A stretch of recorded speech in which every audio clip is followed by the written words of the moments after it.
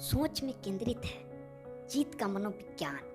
बात उस समय की है जब जापान में दो राज्यों के बीच युद्ध चल रहा था। युद्ध अपने चरम पर था। आने वाला कल युद्ध का आखिरी दिन था। ऐसे कठिन समय में जापान के एक राज्य के सेनापति ने अपनी सेना के समस्त सरदारों के साथ बैठक की।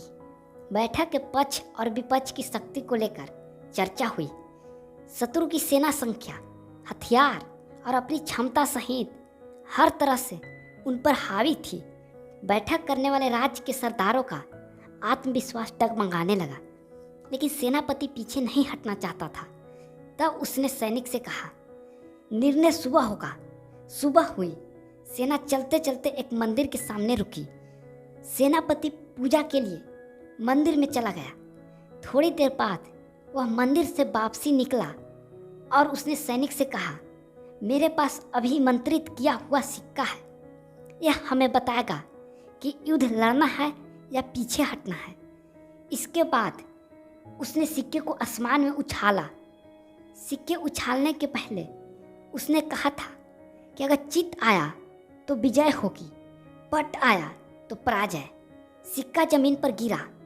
लोगों में खुशी की लहर दौड़ गई क्योंकि सिक्का चित की तरफ से गिरा था।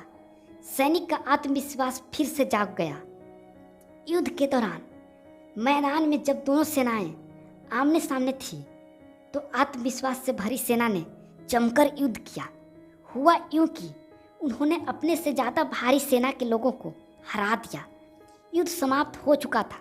विजयी सेना के सरदार ने दूसरे सरदार से कहा, हमें तो जीतना ही था। यह सुनकर सेनापति ने सरदार को अपने पास बुलाया और वह अभिमंत्रित सिक्का दिखाया। उस सिक्के के दोनों तरफ चित्त बना हुआ था।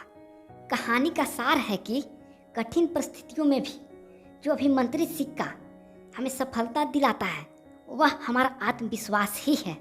यदि विश्वास दृढ़ हो कि यह कार्य करना है तो सैकड़ों बाधाओं को पार करके भी हम उसमें सफल हो जाएंगे। जीत का मनोविज्ञान आत्मविश्वास में निहित है। इसलिए कहा भी गया है कि मन के हारे हार है, मन के जीते जीत।